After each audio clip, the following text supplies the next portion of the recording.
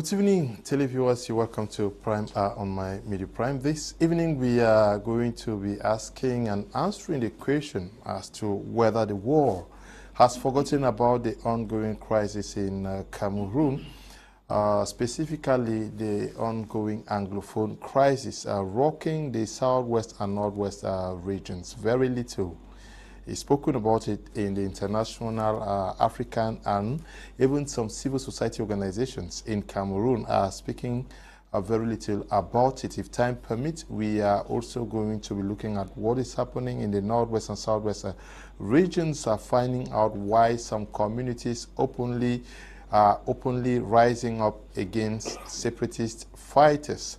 We've seen videos from Balangi 2 days ago. Yes, today we have seen videos from Oku. We saw videos from Boyo and a host of other communities. What has gone wrong?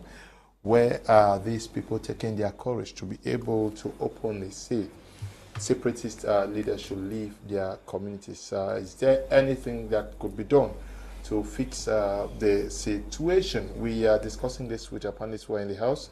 Apostle Ambe Valentine Ngwa is in the house with us. Good evening and welcome. Good evening, Mr. Leo. Good evening, Cameroonians. Good evening, Africans. And good evening to the world. You're welcome to today's edition of our Prime Hour. We are still talking about the Anglophone crisis. We will not stop talking until there is a permanent solution to this calamity that has befallen our country. Stay tuned as we bring you very, very creative and intelligent information. Okay. Are you also, do you also have the impression that the crisis is no longer as important as it used to be to the world? Yes, Mr. Leo, from every strata, diplomatically, psychologically, physically, and even from the support of the people on ground, the crisis is gradually losing steam. It's losing steam from all facets because a lot of things have come into play. I've always said that the world has a scale of preference, and that scale of preference actually has the most important priorities on its scale. And since the Ukraine-Russian crisis started, the crisis in Africa has been mellowed down. They've become issues of secondary intention. The primary objective right now, the world is focused, is Ukraine and Russia. And that so Africans can die as many as they can. It doesn't matter, it doesn't bother them. You also know that when the COVID-19 equally came, it became a priority. That was a focus that actually caused the Anglophone crisis and many other African crises to be kept as a very secondary issues, while the other pertinent issues became the primary. So I've realized that Africa doesn't fall on the scale of preference when it comes to world politics and diplomacy. It doesn't come on the scale of preference when it comes to international relations and the burden for humanity. Africa is also always considered as the underdog, and actually our own issues are treated when there is nothing serious. Okay. We also in the company of Ndiwum, Emmanuel, actor of Cameroon Civil Society. Good evening and welcome. Good evening, Mr. Leo. Thank you for the invitation. And a special one to those watching us from Nsungkikang, those watching from Kum, and all those watching us from the Prime area in Fundong. We are giving you people a shout out this night. Okay. We also are in the company of Mr. Chunda? Éric TCHOUMBA. Éric TCHOUMBA, who is representing the Cameroon Renaissance Movement on this platform. Bonsoir et bienvenue. Bonsoir Léo, bonsoir à vos milliers d'auditeurs. Je voudrais déjà ce soir adresser un bonsoir à mes amis politiques qui sont incarcérés au Cameroun sans raison ni cause, juste parce qu'on a osé marcher. Aujourd'hui, on se retrouve à avoir des peines lourdes au Cameroun. Je pense que les Camerounais comprennent aujourd'hui que nous sommes dans une monarchie, nous ne sommes pas dans une république. Nous sommes dans un État où le pouvoir est entre les mains d'une seule personne. Il fait de ce pays ce qu'il veut, il nous divise, il nous sépare. Et en fait, il y a des guerres partout, pas de paix, pas de réussite, même au pouvoir économique, tout est en baisse. Nous espérons tout simplement il faut savoir que l'opposition au Cameroun est la boussole qui pourrait servir à un gouvernement de s'orienter. L'opposition est la toise qui permet à un gouvernement de connaître sa propre taille. elle est également le miroir sur lequel un gouvernement devait se refléter. Donc l'opposition est une association qui dénonce, qui décrit, qui aide et qui participe justement à la vie sociale de chaque pays. Donc je pense que nous, MRC, c'est ce que nous essayons de faire, nous le ferons tant qu'on pourra et nous espérons tout simplement que la raison prendra la place sur la passion et que ceux qui sont aujourd'hui passionnés par des gains et par des intérêts personnels, qui sachent que l'hymne national du Cameroun nous dit au Cameroun, berceau de nos ancêtres. Nous sommes un pays de nos ancêtres et on nous demande, va debout, sois jaloux de ta liberté. Donc c'est une prescription. Chaque Camerounais devait dénoncer. Quand il se sent à l'aise, quand il se sent mal à l'aise, quand il se sent défectueux, il devait le dire haut et fort. Et on précise encore que les enfants du Nord, aussi de l'Est à l'Ouest, soient tout amour. Donc je pense que nous avons tous un devoir de nous aimer tous et de participer à l'évolution de ce pays parce qu'on le dit encore, notre but devait de servir ce pays et ce n'est pas de nous servir mais de servir notre pays pour notre intérêt collectif et général. Okay, we have started with you, Apostle Ambe, Valentine, Ngwa. What would actually have accounted for the silence, if I may say so, of the international community to what is happening in the Northwest and Southwest regions? You already evoked the thesis of COVID-19 and the ongoing war in Ukraine. Is that justifiable? Yes, Mr. Leo, if you look at it critically, our crisis in Cameroon preceded the crisis in Ukraine. But if you look at the measures given to the countries that are involved in the crisis in Ukraine, you will understand that the whole world is focused towards Ukraine. Never has the UN, Security Council, and the United States of America and NATO gathered against a particular nation for menacing a lesser nation like Ukraine. All the sanctions given to Russia, all the support given to Ukraine, and every focus was on Russia. EU will hold meetings, NATO will hold meetings, United Nations will hold meetings, European Union holds meetings just because of the crisis. Zelensky is talking. Africa and everywhere are being forced to support. Africans are compelled to denounce the crisis in Ukraine. Nobody was compelled in Europe to denounce the crisis in southern Cameroon. In the South African president wrote and said they shouldn't force him to denounce Russia because Russia has been of aid to them in their times past. You look at it now, Kenyan embassy, Ukrainians are pleading for support from Kenyan embassy to support the war, and they are urging all African presidents to make sure they denounce Russia. But that was something that never occurred when the Anglophone crisis started in Cameroon. So you realize that the focus in Ukraine and in Russia is very more important and so huge and heavy, more than what is happening in the southern Cameroons, number one. Number two, the people themselves within the cycle of the southern Cameroons are making the crisis very unpopular. I mean the leadership. There have been a recent clash, a recent division, a recent confusion amongst the leadership of the southern Cameroonians who happen to have been the ones forging ahead. There have equally been a rise in certain communities against the atrocities meted by the boys upon the citizens of that community. So you look at all these factors put in place, they are contributing vehemently to make sure the crisis becomes very unpopular and forgotten. And that is the reason why we are saying that it looks like there is no crisis anymore, because we are no longer seeing the hits that we used to feel in 2016, 2017. Even though actions are taking place in a few places, but the actions are not as they were in the past. So if you look again at the international level, despite all what Russia is doing, the countries that be in Europe and America have concluded or gang up themselves to fight against Russia as a nation. Everybody's focus is on Russia. You've not heard U.S. Congress speak as they used to speak. You've not heard U.S. Senate speak as they used to speak. U.S. says everything now is centered around Ukraine. Ukraine, Ukraine, Ukraine. It was even the United States of America that was even trying at first to say some few things about the Anglophone crisis. But since they drifted the attention, like what happened in the year of the Gulf War in 1994, when America lost focus towards Chad, when Nsungkikang Abre was in power, because Nsungkikang Abre was a stooge kept by the Americans in Chad. When Nsungkikang Abre was a stooge there, Americans lost focus towards Chad and paid attention towards Kuwait, the crisis in the Gulf War in Iran, Kuwait and Iraq. That was when France took over Chad and then kicked out Nsungkikang Abre and brought in Idriss Deby. That is the reason why I'm saying that the crisis occurring right now in Ukraine, which is the #1 priority in the world, has given the Southern Cameroon a no recognition. As a matter of fact, almost everybody in the world, and even Cameroonians, are being asked to support Ukraine and fight against Russia, of which we have crises pending in this country which are even stronger than what is happening in the country of Ukraine. So it tells you that we are not on the scale of preference when it comes to world politics. We are not a priority. We are treated as leftovers. If I thought there is nothing pressing in Europe and America, that's when a little focus, and what is the focus, is we renounce, we renounce, we denounce, we renounce. Practical steps are not taken. But in Ukraine, you discover they are constantly giving sanctions to Russia, and nobody has been sanctioned in Africa. Neither the separatist sanction to stop the crisis or the government sanction to stop the crisis. But Russia has been giving sanctions upon sanctions upon sanctions upon sanctions upon us in every strata, and the war keeps increasing.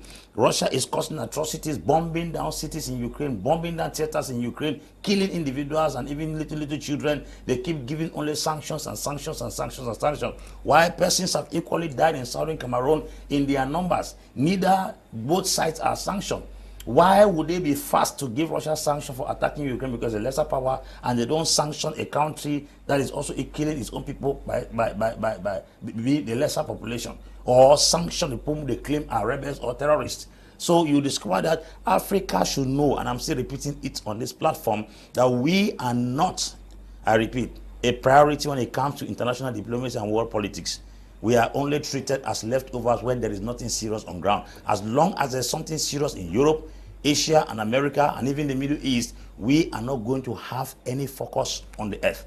As much as things keep deteriorating between Russia and Ukraine, the Anglophone crisis will not even be spoken of in any quarters in the international scene. Okay, are you also surprised at what is happening, or you can understand why the situation is the way it is? Well, if I said I'm surprised, then I am surprised over nothing, Mr. Leo. We are talking about how the Anglophone crisis has been forgotten by the world. Indeed, Apostle well elaborated on that. But I want to look at it from this angle. You know, they always say charity begins from home. And when they say charity begins from home, charity never ends at home. We have a National Assembly in this country that has never spoken about this crisis. We have a Senate that has never spoken about this crisis. We have AU in Africa that has remained or ended at the level of denunciation, and they have said little or nothing about the war in Northwest and Southwest. Now, one thing we must underline in a blueprint is that the Anglophones had a genuine case which has been rigged and taken over by different armed groups who are making financial gains from it. It has become a scam. The world would have very much been alert, Mr. Liu, to talk about our case if those who pretended that they were the leaders of the Anglophones sold our case the right way. But then, I think those who have sold our case the wrong way are those who are in diaspora, who have taken it as a scam to make their money. Because today, we hear that Group A is fighting against Group B. Tomorrow, Group B is fighting against Group C. And the groups keep being proliferated every day. They keep being multiplied. The question now is, as they are multiplying, who is speaking for who? Who mandated you to speak for who? Because we had a genuine case that for decades Anglophones have been treated like second-class citizens. It came up the way it came. People presented themselves as leaders, of which Southern Cameroonians very much believed in them. But what has happened? Mr. Liu, I followed an interview on my Media Prime platform on the program 90 Minutes in Africa. And this is what Thibon Nagy said, and I quote, "The Anglophone crisis is not making a lot of history in Europe and America because those who are called the Anglophone leaders have not been able to speak with one voice. until they shall be able to speak with one voice and tell the world what they want exactly. That is when the world shall listen to them. That was Thibaut Nagy talking. And us who are back on the ground, we have been asking the same question. What does AGOF stand for? What does, how do they call it? Whether the groups, there are many. You cannot even think of them because you don't know which group wants what. Which group represents the interests of the people. We have discovered of late that the infighting within the different groups is more than the fighting between those groups and Yaoundé. When this thing came up, they presented themselves as the messiahs to the Anglophones, and the Anglophones accepted them, whether knowingly or unknowingly. But as time went on, people came face to face with the reality that these people had a hidden agenda, and that agenda was to rig a genuine case to turn it into money-making scam. I think that can explain why Anglophone crisis today is almost becoming a forgotten story. But people keep dying.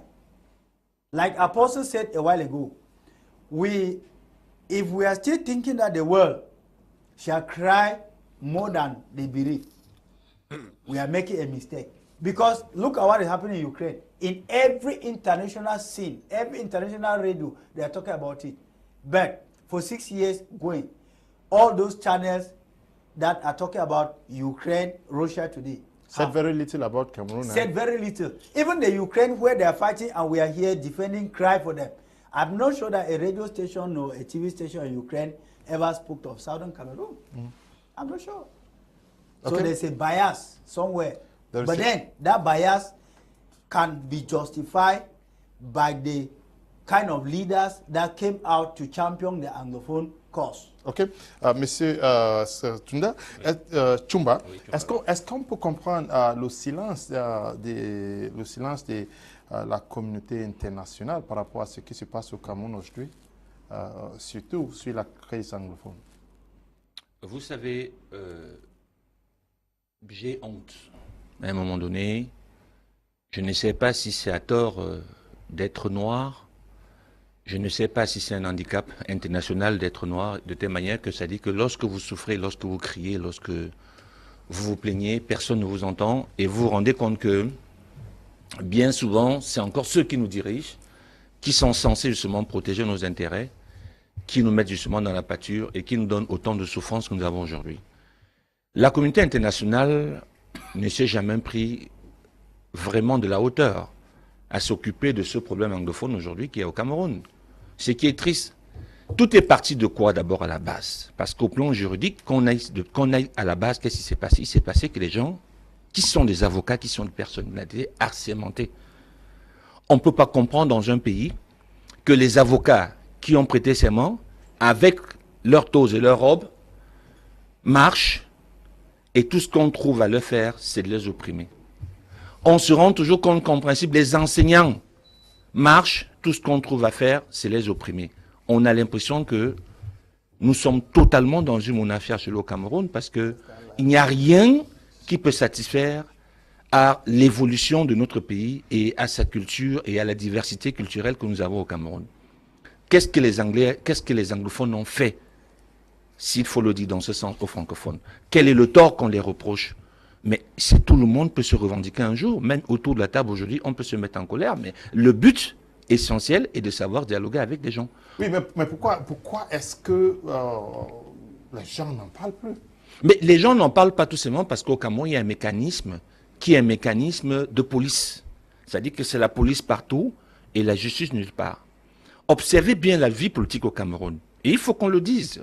L'opposition est là pour ça. La vie politique au Cameroun n'est qu'engendrée que par une seule personne.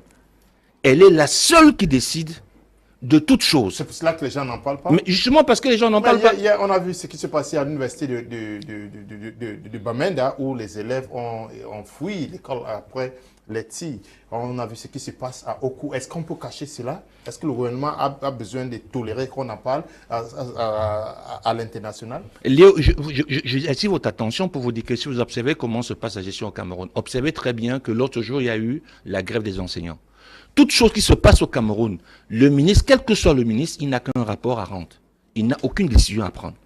Tout va remonter à la présidence de la République pour qu'une décision soit prise. Je ne veux pas qu'on penche trop sur le gouvernement. On sait ce que le gouvernement du Cameroun peut faire et ce qu'ils sont en train de faire. Qu'est-ce qui empêche la communauté internationale de regarder sur ce qui se passe? Est-ce qu'ils n'ont pas des agences résidents au Cameroun? Est-ce qu'il faut que c'est le gouvernement qui les interdise de communiquer? Il y a les ambassades ici. Je pense qu'il faudrait mettre une pression énorme auprès du gouvernement parce que je tiens à vous rappeler qu'Amnesty International, qui justement avait, en fait, si vous voulez, en principe, faisait des rapports de la guerre au nord-ouest, vous vous rappelez très bien que le gouvernement l'avait interdit de remettre encore pied dans les zones de guerre. Or, pourtant, Amnesty International est une organisation qui, très souvent, dans toutes les guerres, en principe, essaye aussi d'apporter sa contribution, que ce soit au plan militaire de santé, que ce soit en principe à soigner les blessés et à faire tout ça. Mais le problème qui se pose, c'est que aucune diplomatie au Cameroun jusqu'aujourd'hui, particulièrement la France, nous sommes vraiment surpris que la France ne dit rien, avec autant de morts qu'il y a au niveau du nord-ouest et du sud-ouest, avec autant d'entreprises qui ont fermé au nord-ouest et au sud-ouest, avec autant de chômage qu'il y a eu au nord-ouest et au sud-ouest. Tous ces trucs ont pesé aussi sur l'économie du Cameroun aujourd'hui, parce qu'il faut le dire, le Cameroun, on a tendance à masquer, à croire que tout va bien, mais tout ne va pas bien. Parce que dans un pays normal, où vous trouvez que les gens peuvent avoir l'affection, peut être fraternelle, vous vous rendez compte qu'en principe, quand il y a un problème sérieux qui s'oppose, des conséquences peuvent être liées aussi à d'autres choses comme au pouvoir économique. Or, personne n'a fait quelque chose là-dessus. Déjà, l'Assemblée nationale, qui en a parlé à l'Assemblée nationale? Je tiens à rappeler que certains députés du Nord-Ouest qui ont eu le courage de le parler ont été poursuivis, ont été menacés. Okay. Ont été menacés même très souvent. Et je tiens à rappeler que je prends encore le cas même du feu Kalnatomi, qui a apporté sa contribution à ce qu'il y ait quelque chose qui peut être fait pour que la paix soit au moins puisse régner peut-être au nord-ouest ou au sud-ouest. Aujourd'hui, on a eu l'impression peut-être que la guerre était terminée. Vous voyez que elle est c'est un feu qui n'est pas totalement éteint, qui va encore renaître, peut-être encore des jours à venir et peut-être même des mois encore à venir. Parce que tant qu'il n'y aura pas un dialogue inclusif, sérieux, pour entendre tout le monde, pour écouter vraiment la difficulté pour laquelle les gens vivent, je pourrais vous rassurer que la paix ne sera pas de ce jour-là. Parce que non seulement ça, ce n'est que l'oppression qui continue. Ce n'est que l'oppression. Je pense qu'en ce moment, ça va mettre tout le monde en colère. Et lorsque les gars ont commencé, c'était juste des revendications socialistes, c'était des revendications socialistes, des revendications de société, et qui auraient pu trouver des solutions à ça. Vous êtes toujours en train de sortir Vous ne me parlez pas des nationales. Vous ne parlez pas pourquoi l'ONU et tout ça ne vient pas. Je parle seulement. Oui, écoutez, je dis ceci. On a trop parlé du gouvernement. Aujourd'hui, on voulait aussi regarder. Je vous dis justement qu'il faudrait une pression. C'est à tort si l'ONU ne s'est pas mêlée à cette affaire, puisqu'ils ont des représentations aussi. Il y a une représentation de l'ONU. Justement, le secrétaire général n'était pas là. Justement, il était là. Le secrétaire général de la francophonie était là. Tout le monde était là, non? Justement, je vous dis donc, quel est donc le problème donc pour qu'il lâche aujourd'hui ce problème qui se pose dans la zone anglophone aujourd'hui? Okay. Donc, on a vraiment l'impression que le Cameroun a abandonné et les anglophones sont abandonnés. C'est-à-dire que le peuple camerounais a abandonné les anglophones particulièrement parce qu'on ne trouve aucune raison. Moi, je tiens à vous rappeler que même au niveau... Non, monsieur, vous monopolisez. Non, excusez-moi, je crois que c'est mon temps de parole. Bon, je vais chuter, peut-être je vais chuter. Juste pour dire, non, écoutez, je voulais justement dire que je pense qu'il faudrait des démarches très sérieuses à ce qu'on oblige le gouvernement camerounais, à ce que vraiment qu'il y ait des solutions qui soient trouvées dans cette guerre-là. Severally we have spoken about whether we could depend on the international community. For some time now, we've not discussed about that, and certainly for a very long period, nothing is echoed from the international community, be it at the European Union like it used to be some 3 years ago, at the U.S. Congress and all of that. What is happening? Because, and you severally have said here that we should not depend on the international community. Yes, of course, we cannot depend on the international community to come in and solve our home problems. Now, Cameroon, being an integral part of the world, has its own obligations. And the war, likewise, has several obligations with regards to how we have to live together in the globe, bearing in mind that if a part in the war is hit, then the war can be affected totally. Let's just have a few seconds into what is happening in Ukraine. Today we are talking about price hike. Today the bread that we used to buy for 300 is sold for 400 and 350 in some places. This is to tell you already that there is no part of the war which, if it's taken away, it will not affect the others. Coming back to Cameroon, the crisis in Cameroon needs marketing. And the marketing in this case cannot be done by certain actions on the ground. Yeah, I think we are looking at why is the war silent with regards to the crisis in Cameroon. However, we should not forget that the Anglophone problem is still lying in some of the offices of the United Nations, the African Union, the European Parliament, the Congress in the United States of America, and the list will keep on going on. Listening from their diplomat back at home, you can tell that they already know about this problem. But what is happening on the ground is they have certain principles put in place to intervene or to press forward or to put more pressure to get solutions to problems which we are all facing. Now, and these things, sometimes you could shoot yourself on the leg, and sometimes you could cause somebody to sympathize with you. I think on the part of the Anglophones, I want to take it from when it was hijacked by the non-state armed groups to up till date. Now, when this all started, we all know that the non-state armed groups were not anything to it. But know that we have had the NCNC in the past, which have submitted several petitions at the UN. And there have been several pressure mounted on the government of Cameroon to see how they could solve these problems.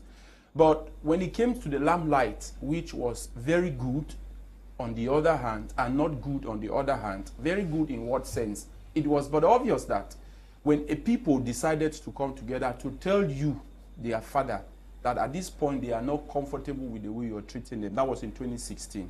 It was enough for the government to listen. But when the government was about to listen to the people, another set of people set in, which are the armed groups on the ground. This came now and shot the people on the leg. And it is so sad that these persons are coming from within. And you know, the international community has its own way. At the beginning of this crisis, they were speaking because most of the videos and most of the evidence that were coming up, it was presenting the state forces being so repressive on the people. But later on, when the armed groups on the ground began putting several videos and audios on the social media, presenting to the world how they can behead, how they can chop off somebody's body part without any remorse or fear, it made some of these guys who would have set in to solve this problem to look at it as not worth being or not worth taking their time. And this is where the greatest problem now set in. Mr. Leo, when you look at the European Union, they may be doing something from behind, but their modus operandi is they will not accept crimes in the course of presenting your problems. The African Union, likewise, in as much as we know that the African Union is a bench, this is what I put it. The African Union is a bench in the European Union. It is not actually a union independent like the European Union. It is a bench because the European Union has a permanent seat in the African Union. And where the African Union is, its headquarters was financed, and most of its funds is coming from the European Union and other unions. So the African Union is a bench to some of these unions or to some of these organizations. So it became very difficult for the Anglophones to have the world listen to their cry.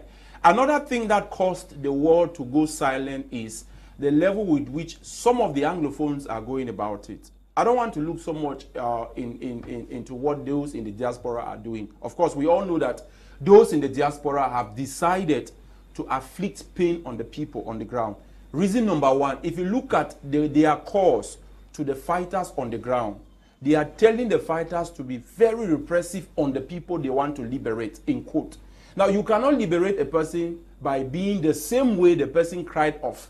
That is to say that if we are saying that the military on the ground in some places wreaked havoc, and you expect somebody to come in to soften or to make the situation better with claims that he or she is fighting for you and is doing the same thing the latter person did or the former person did, it will be very obvious that at the end of the day you will not have people who want to sympathize with you. Look at what is happening in Oku, for example. Look at what is happening in, I think, in Bu or Cook a few days ago, where we saw the people, they came out telling the non-state armed groups that it is enough. Now, if you were a government that want to listen to these people, this is what you will be thinking of. This is the same community which supported the boys at the beginning and doesn't want the boys. Therefore, you would want to assume that all what the government is saying with regards to putting solutions in place, it is working. But what I'll be telling the world is we should not forget that the Anglophone crisis we are talking about today is the armed crisis. But the Anglophone problem which we have had for all these years is still there. The marginalization is still there. And this is what I think that we as Cameroonians should sit and look into it. Yes, some people may want to say that the Anglophones now have certain ministers, but I want to differ with some of these people. These ministers, as we all see, a majority of the people see them to be elite for Yaoundé, not elite for them. And the Anglophones have been crying for people that will represent them. That is to say that, look at the situation of cholera today in Boya, for example. They want somebody that will be there to listen to them and understand that they need more sanitary kits. They need more persons to sensitize them. They need more persons to provide them with good drinking water. They need more persons to provide them with road. These are just a few of what is giving the world reasons to be there for regards to our crisis. I want us to understand this from Julius Chofo, who is always watching. Someone may have to react to him. It says, good evening to you and your panel, Mr. Leo. Your panelists are supposed to be experts, but if they ask questions like, who mandated them, which group stands for what, why are they fighting each other, it suggests that they don't know what is going on. If they do not know that the Cameroon government has infiltrated both on ground, has infiltrators both on the ground and in the diaspora, they cannot be called experts and are just another group of people letting down the people of Southern Cameroon. Julius Chofo writing from the United Kingdom. Julius Chofo think that the diaspora members have been infiltrated. The mothers who came out in Oku are infiltrated. Those in Balangi are infiltrated, and some of the areas. Yeah. Should we still hang on this argument today? Well, let me attempt answering him. The truth of the matter is the Anglophone crisis is not the only crisis so far that has ever existed on earth. We had a crisis in Papua New Guinea some years ago where Bougainville, their most flourishing region, wanted to secede from the main country. The other country also infiltrated these guys, but they knew who they were and what they wanted. If these guys who represent the Southern Cameroonians knew who they were, know what they wanted, and knew who were their company, they will not infiltrate them. You cannot infiltrate me and my wife because I know my wife and I know my wife knows me. So when you say they are infiltrated, it means there is poor management.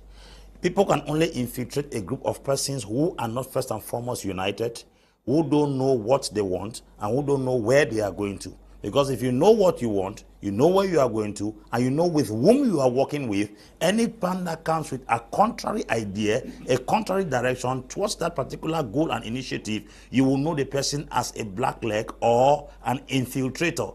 When they say they are infiltrated, those are very, very menial excuses for the poor leadership where the people counted on.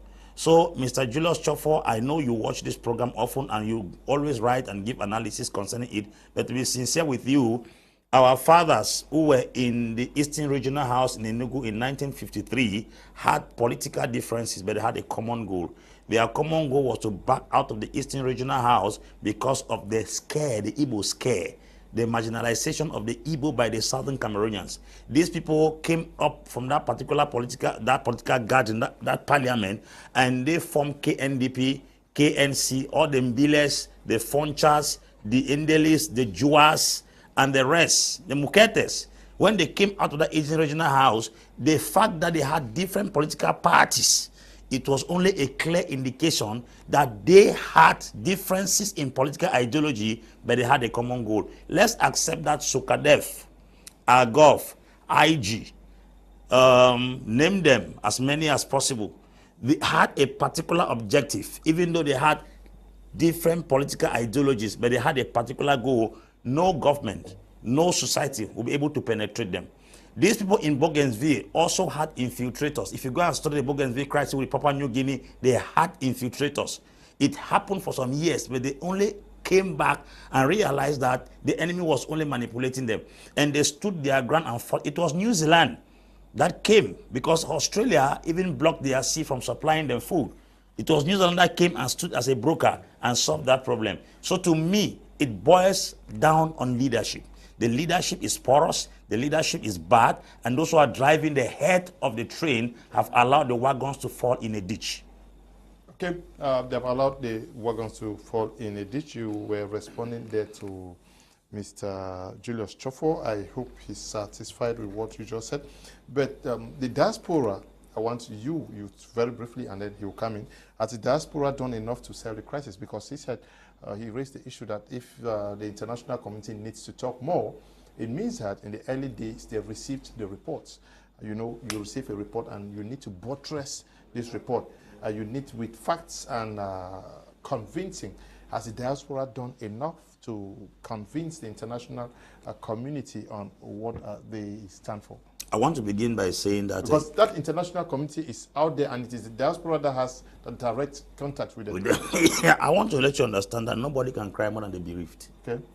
The issue is, if you look at international medias, the way they're handling the Ukraine crisis right now, if you have watched American election, there is nothing that has been handled on CNN as compared to the Ukraine crisis. Ukraine crisis is running with the same trend U.S. election is running on CNN. But you will never see any crisis in Cameroon or any African country on CNN constantly. You won't see it on Al Jazeera. You won't see it on Press TV. You will not see it on BBC. Why? It's because I have said it and I'm still repeating it. If we don't cry in our own funeral, nobody will help cry for us. The social media is a platform through which we as Africans should sell what we are going through. Sell our values, sell our crisis there. There is no way you can avoid us because social media is not a particular group of people. If the CNN has its editorial line that does not permit African crisis to be shared on their screen, I don't think Facebook has editorial lines against that. I don't think YouTube, I don't think Instagram, I don't think TikTok, I don't think any of those other media platforms have editorial lines that block us from sharing our worries there. The persons who are supposed to carry this thing into every nook and cranny in this nation and the world are in the Cameroonians, the Southern Cameroonians, are the ones to sell their worries. All the images that left this country when the crisis started on social media everywhere. As a matter of fact, social media has even come to facilitate communication, to expatiate and give us a wider spectrum of what is happening in Cameroon. But now you are expecting the international community. I've asked you, you and I are Cameroonians, go and watch CNN. You will realize that they talk Ukraine after every 30 minutes.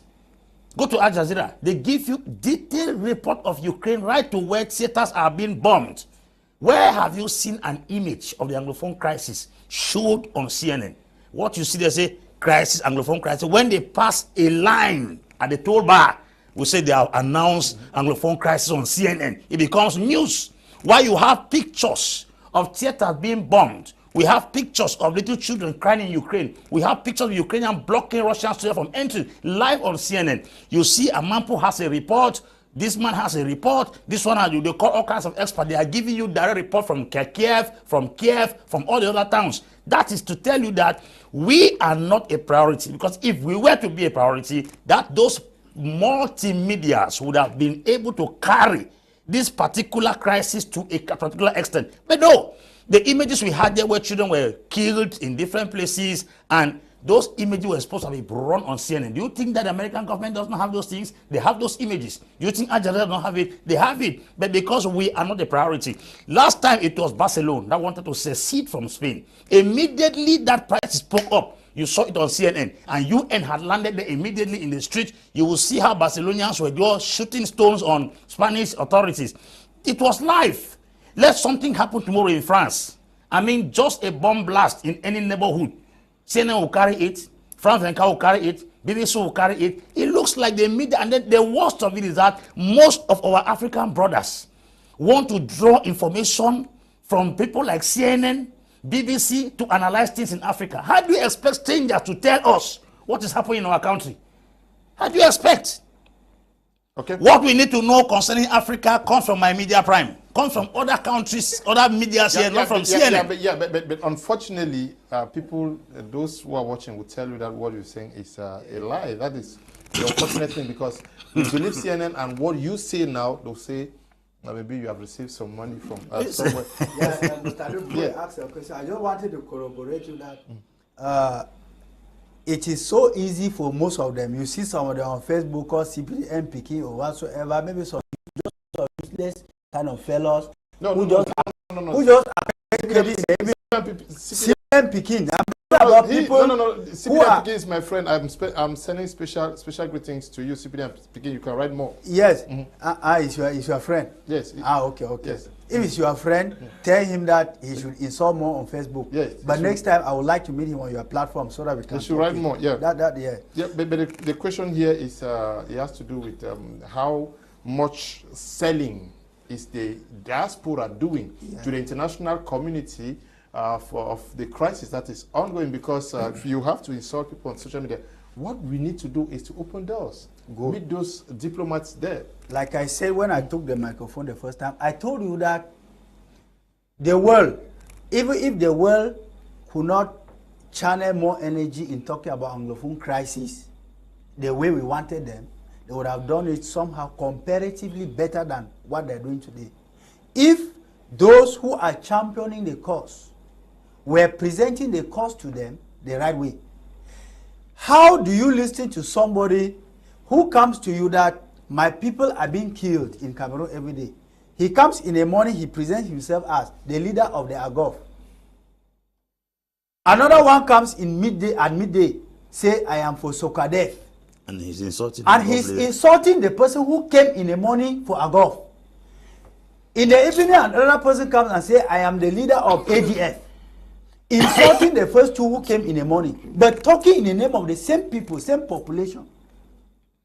You have mispresented your problem. It is like a patient who goes to the hospital and then is unable to tell the doctor exactly the illness that brought him to the hospital.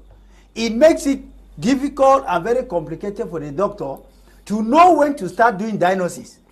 And at the end of the day, the treatment to that sickness will delay.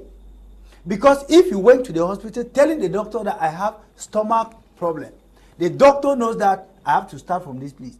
If you have headache, if you went to the doctor and you just presented yourself, at the same time you are telling the doctor that I am capable of treating my illness, but I'm coming to you because I want a treatment. You are confusing the doctor, Mr. Liu. So the case of Southern Cameroon or the Anglophones has been mispresented. When we just say diaspora, we are not saying it right. There are different diaspora. There are those who think that the case should have been channeled without the use of arms. There are those who think that using arms was the shortcut.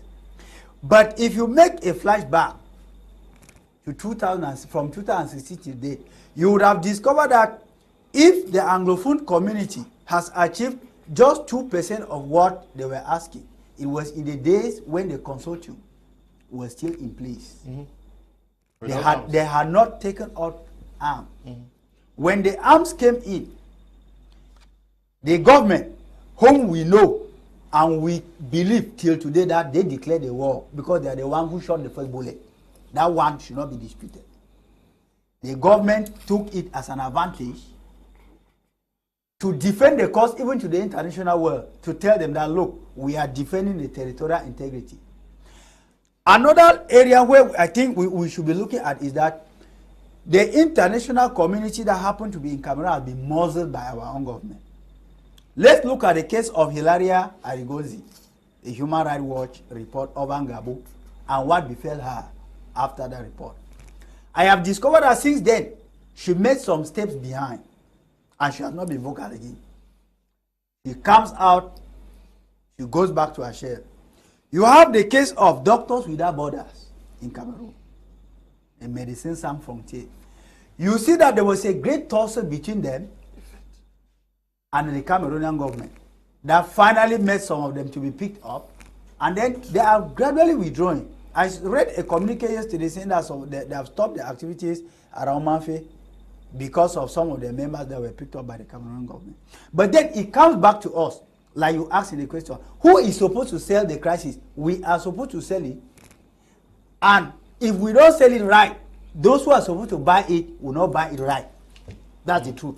So the diaspora needs to rethink, like Thibaut Nagy said, until you people shall speak with one voice, give a clear definition of what you want for your community. No international community shall come out clearly to tell you that we are giving you support. And I think Thibaut Nagy was right. Because even our mothers back in the village, most of them are more confused today than they were in 2016. Most of them, they don't know the way forward. Because they had a lot of confidence and belief for these people in diaspora, of which, over time, that confidence has faded out, Mr. Leo.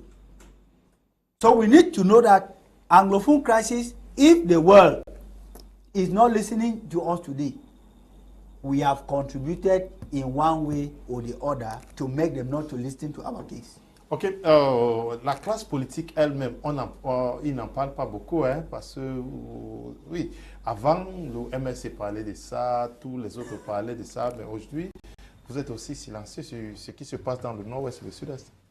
Mais Lio, quand tout à l'heure, j'ai essayé un peu de développer un peu cet enjeu politique, peut-être tu ne m'as pas bien écouté, parce qu'il faut dire que même aux côtés des anglophones, ils ont fait beaucoup d'efforts lorsque la guerre a commencé pour que ils trouvaient des solutions pour que cette guerre puisse un peu s'arrêter. Je ferai aussi allusion, souvenez-vous que dans le même ordre, dans la même période, on avait arrêté, c'est-à-dire on avait complètement arrêté le système informatique, c'est-à-dire que le système Internet des rapports en fait entre la zone anglophone et le monde entier. Moi, je pense qu'aujourd'hui, si les gens n'en parlent pas beaucoup, les gens en ont tellement parlé. Et je pense que nous-mêmes au MRC, nous ne sommes pas aux élections parce qu'il y avait ce problème de guerre dans nos revendications. C'est ce que nous disions aussi, qu'il fallait justement qu'un pays soit pacifié. Le fait est que si les Occidentaux n'en parlent plus parce que peut-être il y a la guerre de l'autre côté, qu'est-ce qui vous empêche? Vous êtes fatigué? Non, ce n'est pas un problème de fatigue, c'est peut-être que vous ne comprenez pas le mécanisme. En principe, pour qu'une organisation entre au Cameroun, il faut que l'État camerounais accepte que cette organisation entre au Cameroun pour pacifier la guerre. Je vous rappelle que nous, par exemple, au MRC, le professeur Maurice Kamto avait donné des solutions, c'est-à-dire il avait demandé qu'on pouvait appeler même l'État Boubeki, des personnalités africaines qui connaissent un peu, c'est-à-dire l'orientation des conflits de guerre, pour qu'ils viennent au moins arranger ce problème. Mais le vrai problème qui se pose au Cameroun, c'est que même s'il faudrait que l'Union européenne arrive, il faudrait que le Cameroun donne l'autorisation à l'Union européenne à s'intégrer dans cette guerre-là. Or, il faut bien comprendre que aujourd'hui, les anglophones ont un problème. C'est quoi? C'est que malgré tous les efforts qui sont entrepris, même par eux-mêmes, il y a un blocus qui se passe en fait au niveau du gouvernement camerounais. Parce que c'est la seule personnalité qui est capable justement de dire, bon, ok, d'accord, on peut s'asseoir maintenant et ouvrir maintenant les frontières à ce que toutes les organisations qu'on peut solliciter viennent s'asseoir pour arranger ce problème. Moi, je voulais dire aussi à mon frère ici que la différence qu'il y a entre l'Ukraine et le Cameroun, c'est que l'Ukraine, c'est des territoires, c'est un pays qui a été annexé. Or, le Cameroun, on nous dit que la guerre est interne. Or, le gouvernement a dit que cette guerre qui est au nord-ouest, ce sont des sécessionnistes, c'est des gars qui voulaient créer une sécession au Cameroun. Donc, le fait d'avoir transformé dans cette logique-là, ça a fait en sorte que les gens n'ont plus trop voulu s'intéresser à la guerre. Pourtant, en principe, on sait bien que c'est parti d'un but. Et si on veut régler un conflit, il est important d'abord d'aller dans le but. Qu'est-ce qui s'est passé au début? Or, aujourd'hui, On a cru que, lorsque le gouvernement expliquait aux gens, en disant non, non, non, c'est des enfants qui sont mis en colère, en 6 mois, on va arrêter aujourd'hui. Je pense qu'il faut prendre conscience que cette guerre a assez duré. De 2016 en 2022, ce n'est pas quelque chose qu'on peut juste se mettre à négliger. Il y a eu des déportés, il y a eu des morts. Aujourd'hui, les gens ont perdu tout, ils ont perdu l'emploi, ils ont perdu beaucoup de choses. C'est aussi autant de considération que je le dis, peut-être tout à l'heure tu ne me comprenais pas, je dis que c'est une volonté qui devait d'abord être nationale. C'est-à-dire que c'est le gouvernement qui devait prendre en charge ou particulièrement le chef d'État, parce qu'il faut le dire. Moi, je ne sais pas pour indexer la personne, mais il faut dire c'est son rôle. C'est lui qui est garant de l'unité nationale au Cameroun. Donc c'est lui qui est la clé de voûte. C'est nous qui lui avons confié toutes ces dispositions qu'il a aujourd'hui. Il est chef de tout. Donc il était de son rôle, ou que les gens l'entourent, et que même où on pense que la diplomatie aujourd'hui devait mettre vraiment la pression sur lui pour faire en sorte que les Camerounais devaient s'asseoir. Vous vous rappelez qu'il y a eu justement une assise ils avaient promis qu'ils devaient faire une assise justement pour calmer un peu la tension de la guerre. Mais vous allez voir que depuis cette assise, des résolutions qui ont été mises dans cette assise, rien n'a été fait. Donc on reste toujours en fait dans ce statut quo là. C'est pour ça que le MSC n'est pas le passé. Mais nous en avons tellement parlé. Vous dites que nous avons apporté la preuve de toutes les partis d'opposition. Nous ne sommes pas allés aux élections à cause de ça. Rappelez-vous que nous avons été même incarcérés. Nous sommes aujourd'hui en prison à cause de ce problème du Nord-Ouest. Nous avions parlé et on continue à en parler. Vous savez qu'aujourd'hui, je prends un exemple. Vous m'avez reproché peut-être d'être un peu hors sujet. Mais si on arrive dans un débat et que le débat n'est pas dans ce sujet, si j'entre, justement, les gens ont tendance à dire, mais pourquoi ils partent du Nord-Ouest? Il y a un problème aussi psychologique au Cameroun. Okay. Les Camerounais souffrent d'un problème psychologique. C'est-à-dire que les Camerounais, aujourd'hui, dans l'information, quoi qu'il se passe, on a une peur interne. Les gens ont des barrières à ne pas vouloir traverser. Or, pourtant, c'est un problème qui nous concerne tous. Or, nous devons tous nous asseoir et en parler quotidiennement. Je vous prends un peu à rappeler que, déjà, les élus qui sont à l'Assemblée nationale, tout à l'heure, je vous l'expliquais. Il y a eu des élus dans la zone anglophone qui ont pris sur eux d'expliquer à l'Assemblée nationale que, mais écoutez, monsieur, on a un problème au Nord-Ouest. Je suis député au Nord-Ouest. Je suis peut-être sénateur au Nord-Ouest. Et le gars a tenu des discours, mais on ne l'a jamais écouté. Donc, ça veut dire qu'il n'y a pas de politique, jusqu'aujourd'hui, qui est en train de vouloir conduire à ce que la guerre au Nord-Ouest trouve une pacification. Nous aussi, on se demande, bon, ok, si aujourd'hui, maintenant, l'usage de la violence et que peut-être ils annexent tout le Nord-Ouest, la suite, c'est quoi? On ne connaît pas la suite, donc nous-mêmes, on ne donne pas la suite. Or, beaucoup de ces gars qui sont aux États-Unis, qui sont un peu partout en Europe, ces gars font des efforts considérables pour trouver des solutions, justement, pour cette guerre. Et je vous rappelle que le Canada, il l'a fait à son temps. Il a fait ça à son temps aussi, pour le dire, en fait, qu'il fallait trouver des solutions. Or, on se rend compte qu'aujourd'hui, que la guerre au Nord-Ouest, vous allez rendre compte que la diplomatie a complètement oublié, justement, cette démarche qu'il aurait dû faire. Okay. Qu'est-ce qu'il y a lieu de faire? Je pense qu'il faut mettre une pression sur l'État. We take a short break to continue right after.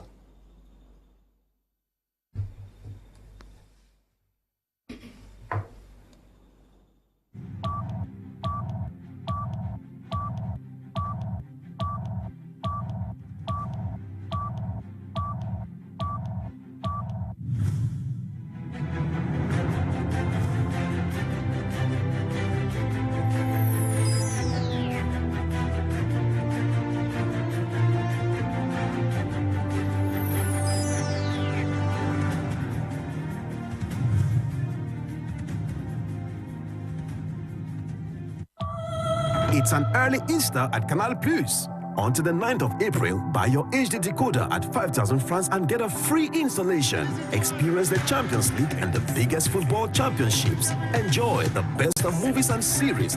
Make the whole family happy and spend a good time together. Hurry, it's on the 9th of April, so don't wait anymore. See terms and conditions at Canal Plus shops. Offer valid while stocks last.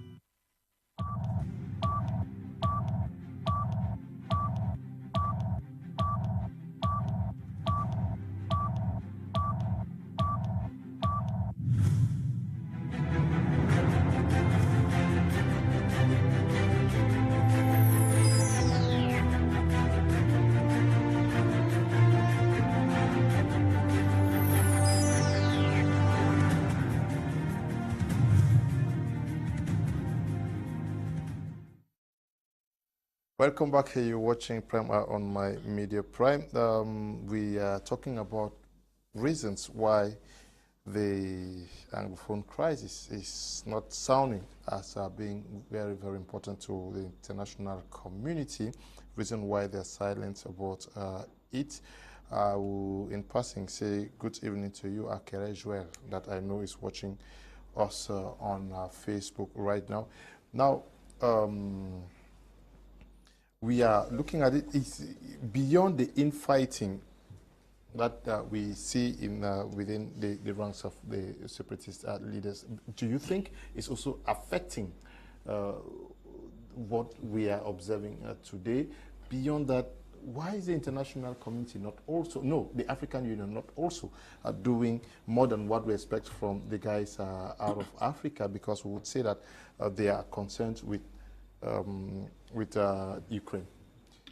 The crisis in Cameroon has a political connotation which we cannot refute. This is what we need to tell the viewers. And when it comes to this point, politicians are opportunists.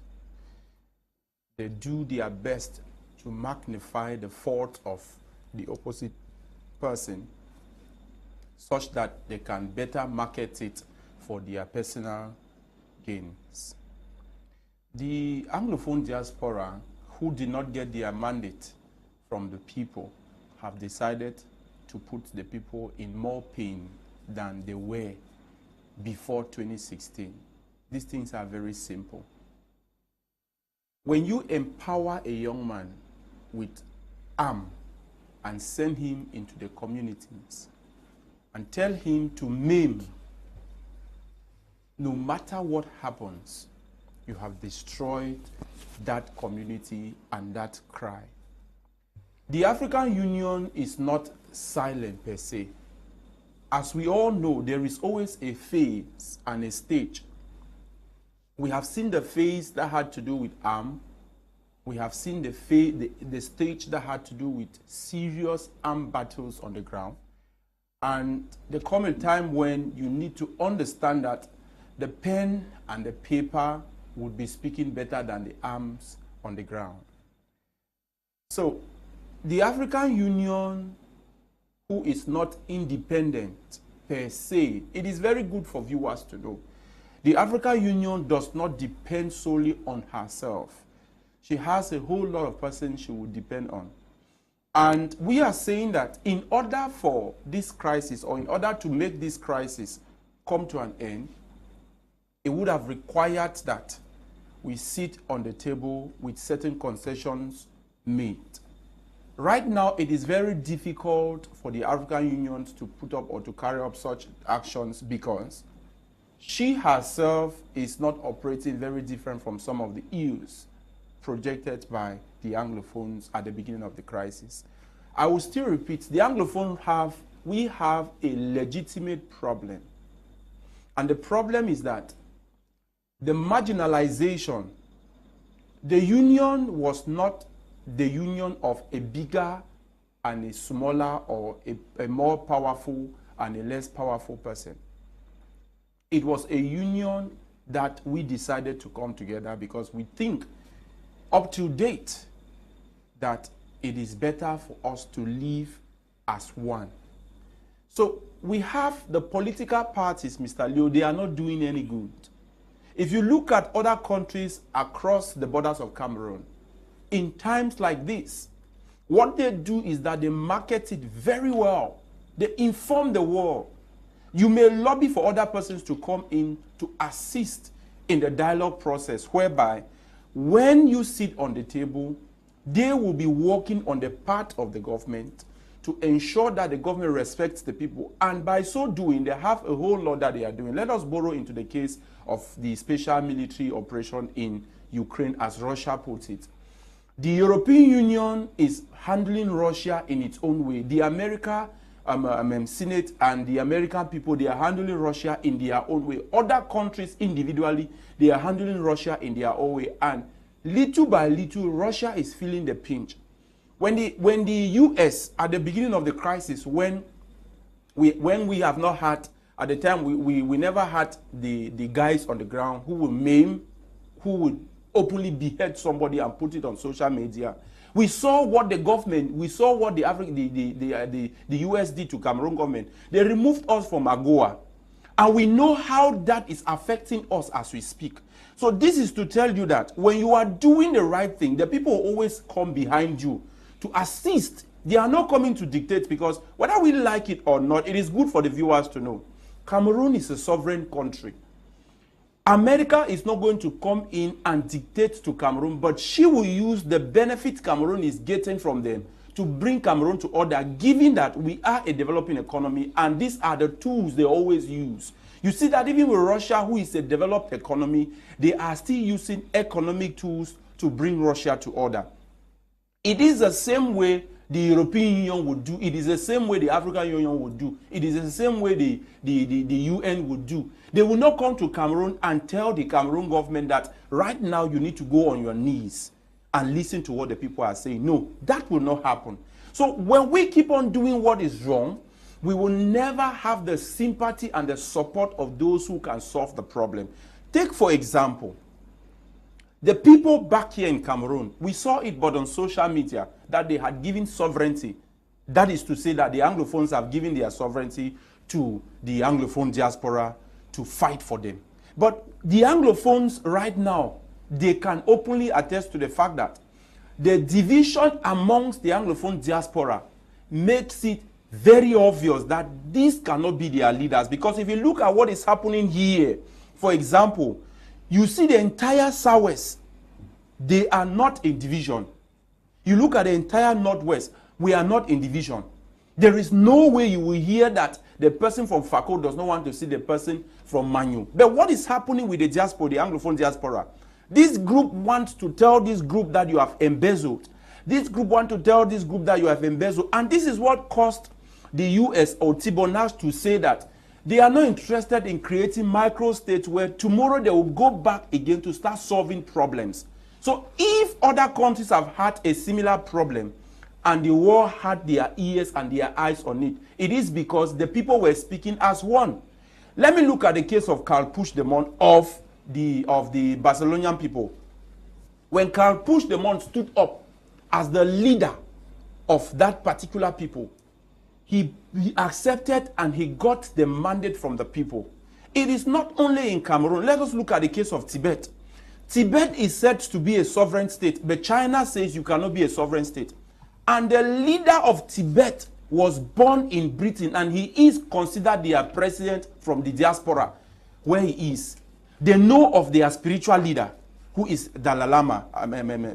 But what they know is that they have certain person they trust, but they are not within that country. That is because they are speaking in one voice.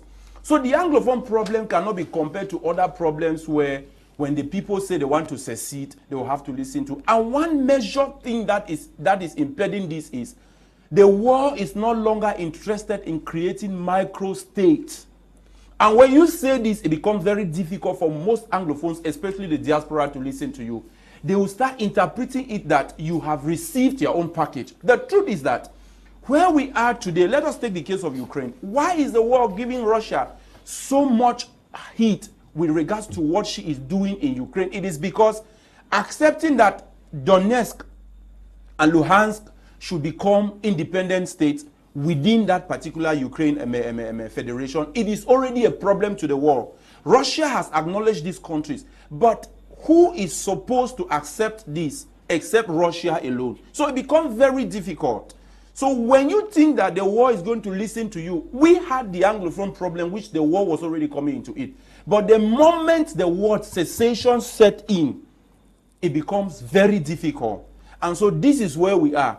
All the persons who came to Cameroon at the beginning of this, the head of La Francophonie, the head of the Commonwealth, the UN representatives and the rest, they are not coming to Cameroon to discuss about dividing Cameroon. They came to Cameroon to listen to and take certain evidence of the fact that at the beginning of the crisis, we saw that the state forces, like what we did see in Kwakwa, where an entire village is said to have been razed. We saw the case of Garbo, where an entire people were massacred.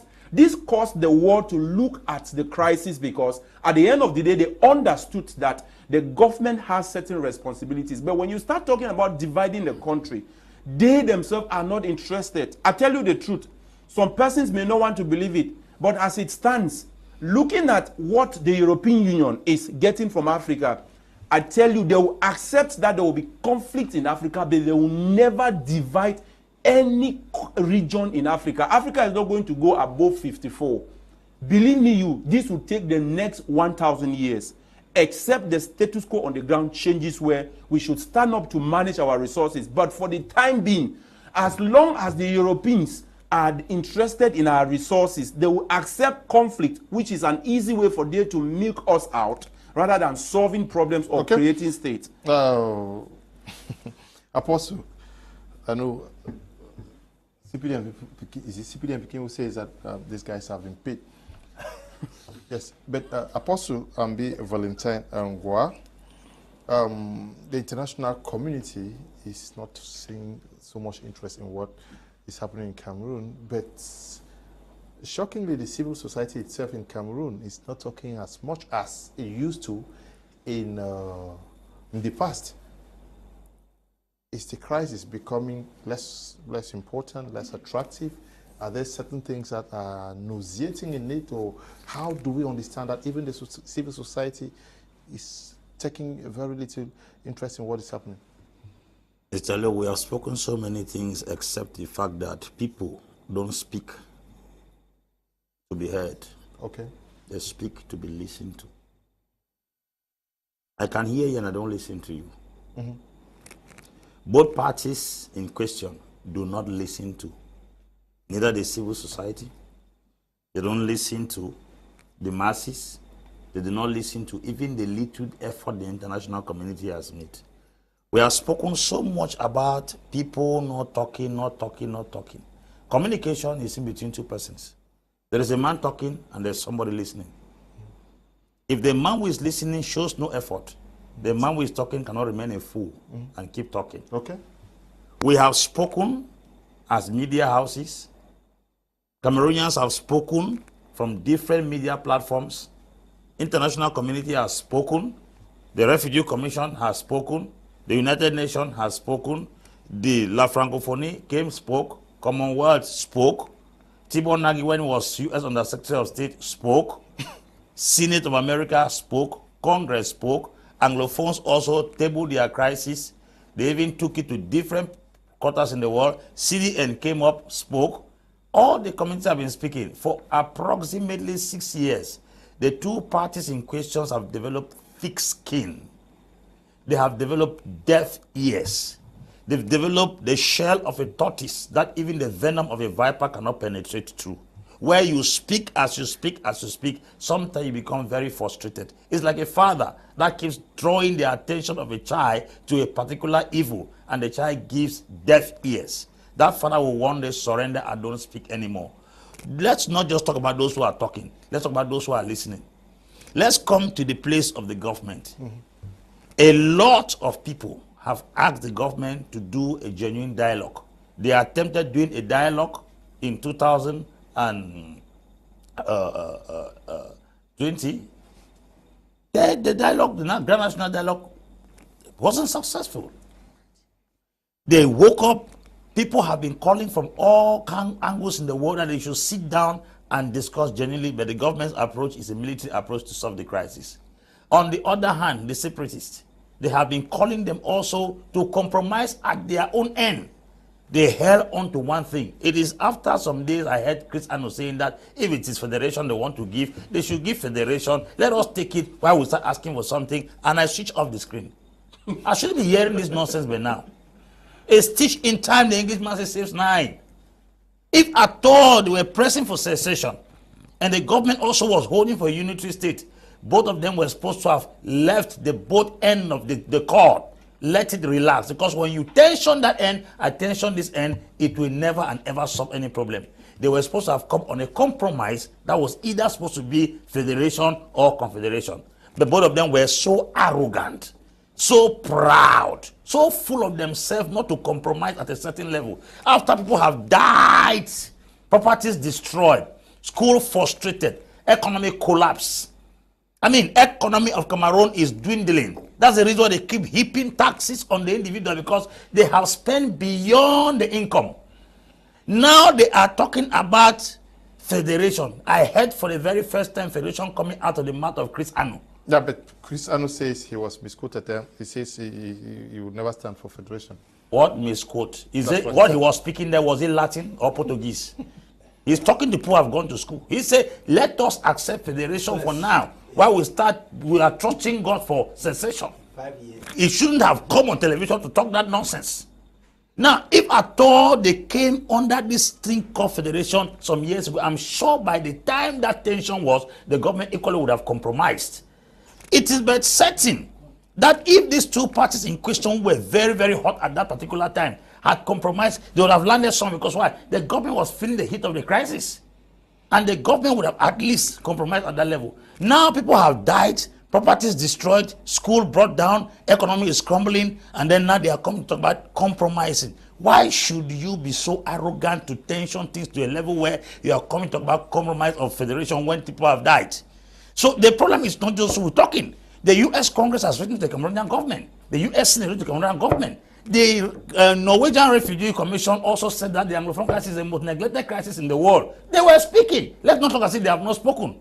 The UN Secretary General came to this country and spoke. La Francophonie, particularly Scotland, came here under Commonwealth. They spoke. When they keep speaking, and those who are supposed to listen give deaf ears, do you think we are idiots to be speaking? He said the best answer to a fool is to keep quiet. These parties in question have turned the international community and local community to be fools. Okay.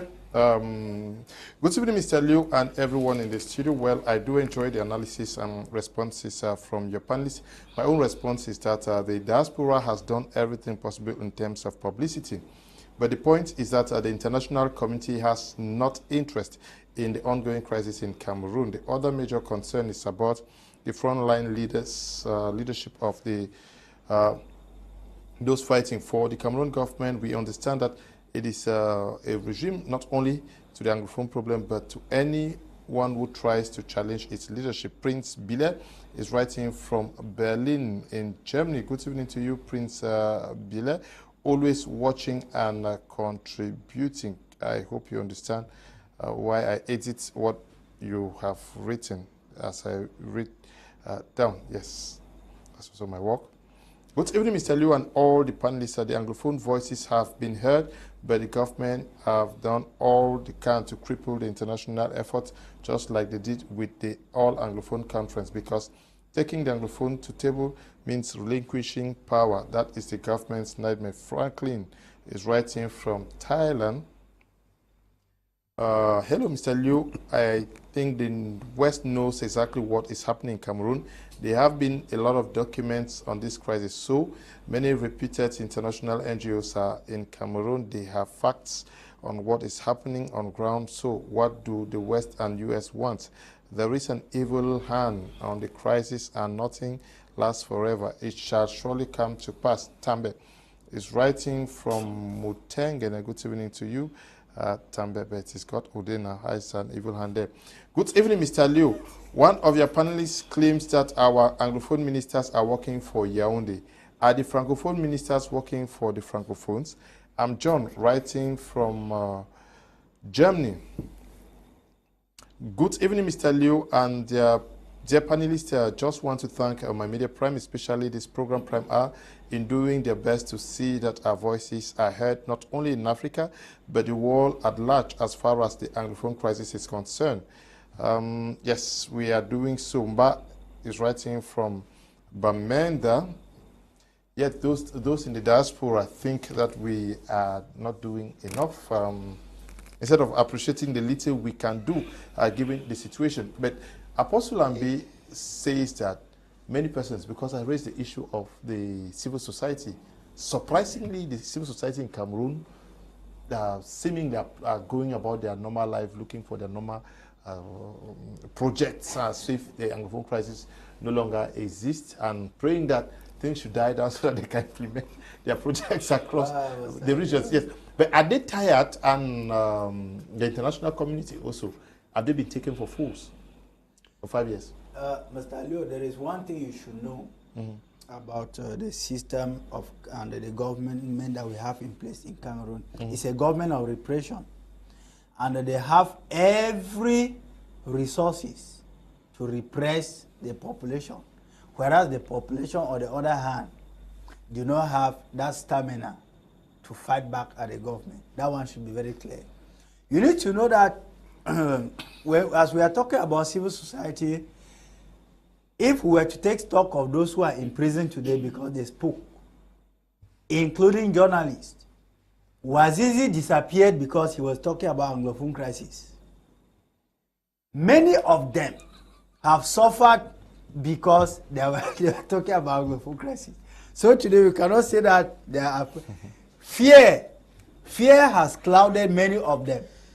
And today, you have to understand that there are times that even for you, sometimes, even to get a panelist to come to some platforms today to talk about Anglophone crisis, Mr. Leo, is difficult. Difficult because they know that you can leave that TV station and you get disappeared along the line.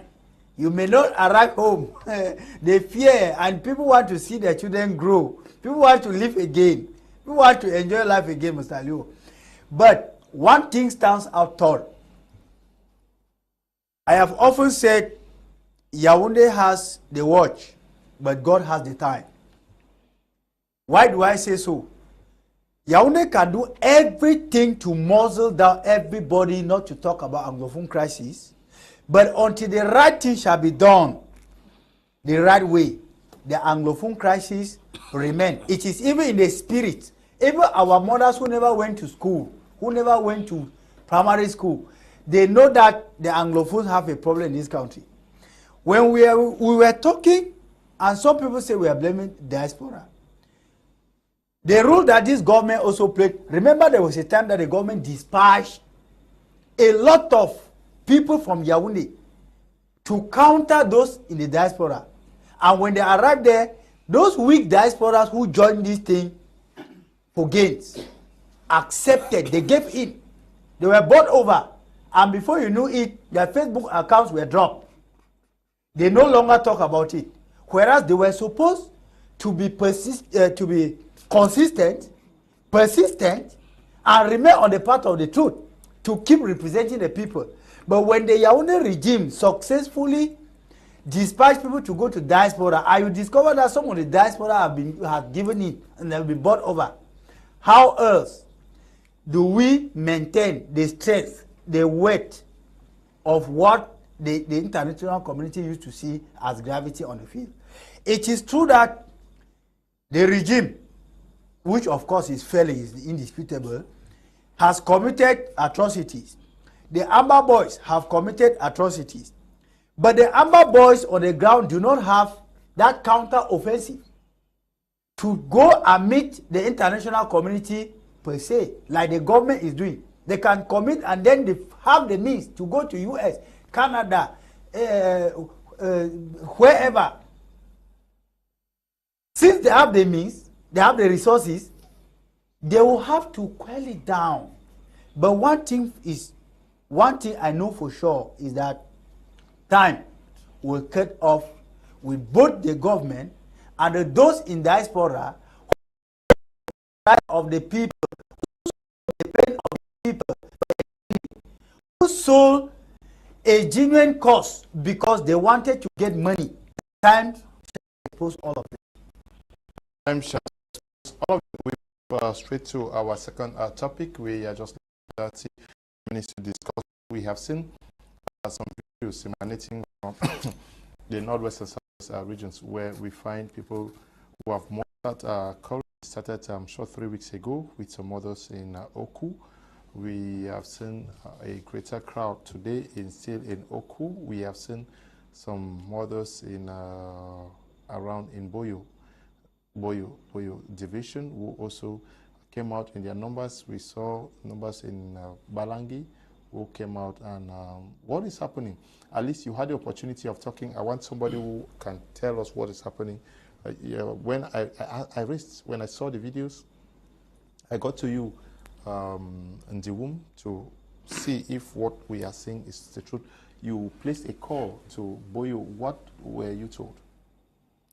So, just like we were saying, these two topics are interwoven. Okay.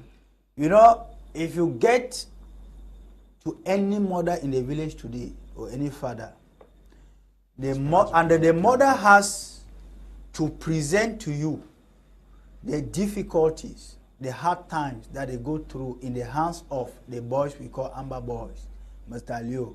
Except your heart is still like the heart of a stone, you will have to shed tears.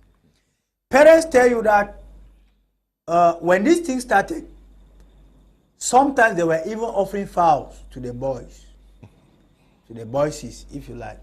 They were offering food, thinking that these boys were there for the interest of the community. Sooner or later, these same people became the target for the boys, which is so disheartening. If you are a motoso man, you have to pay tax. You pay to who? No, to the Amber boys now. You have to pay.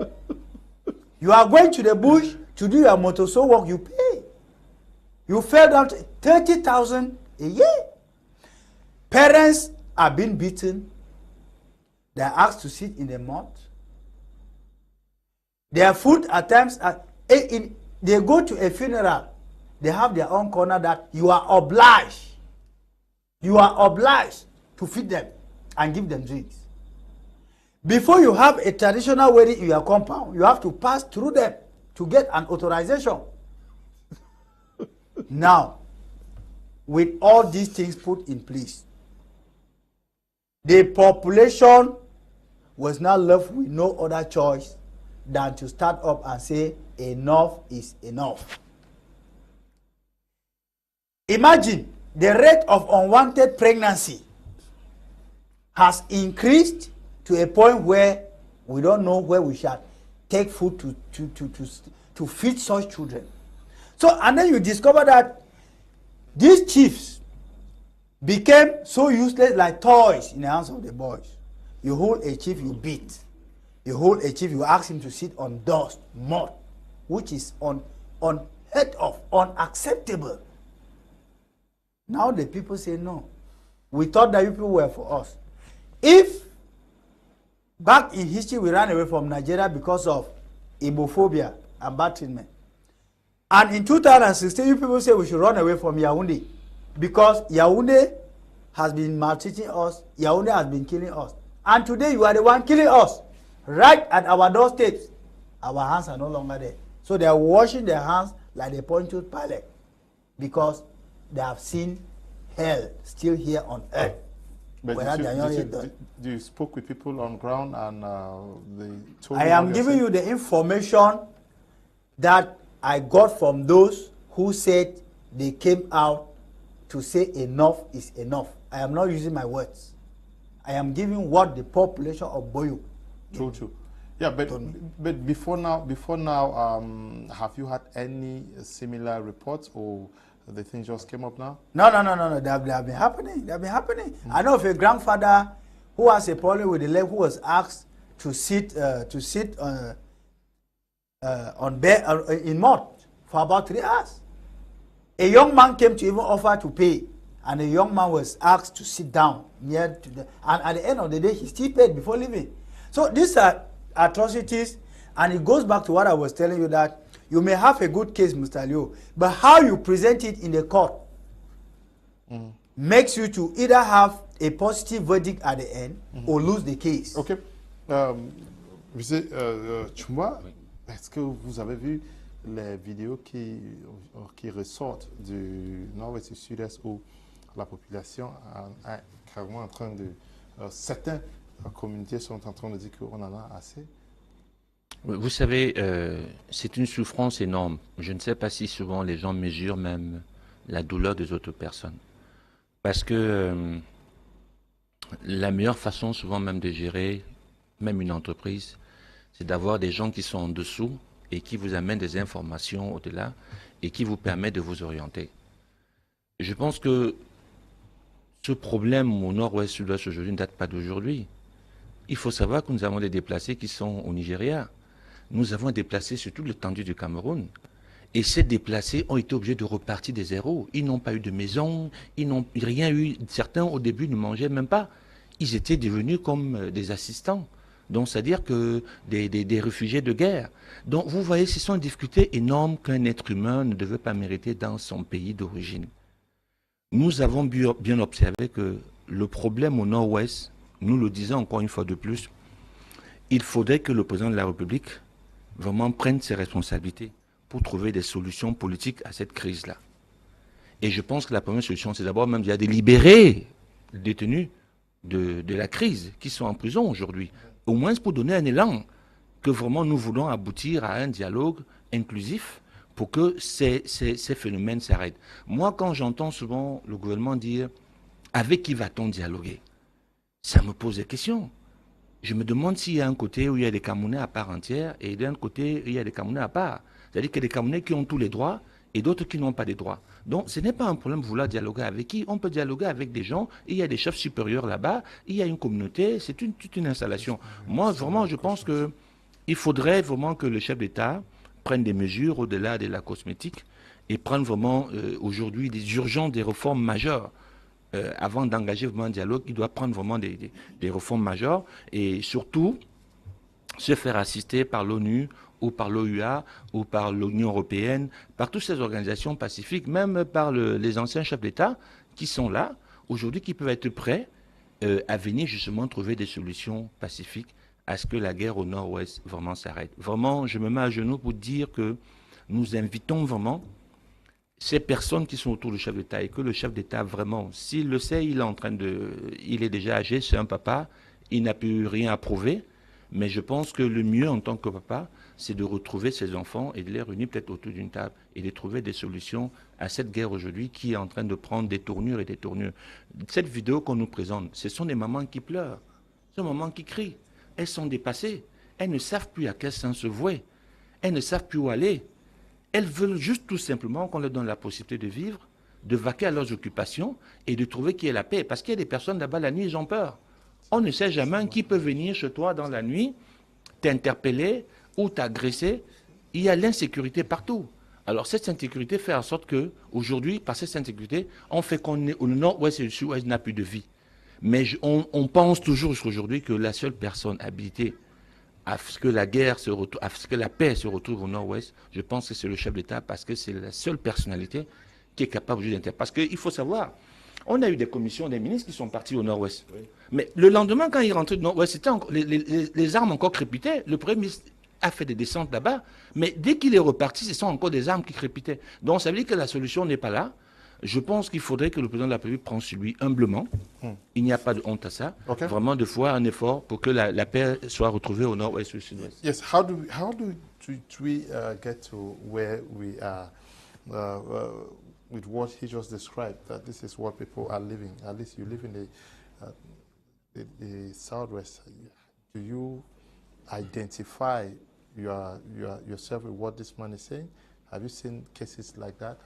What happened? Is it the fact that we fail to check what the guys are doing, or they are acting on orders to do what they're doing?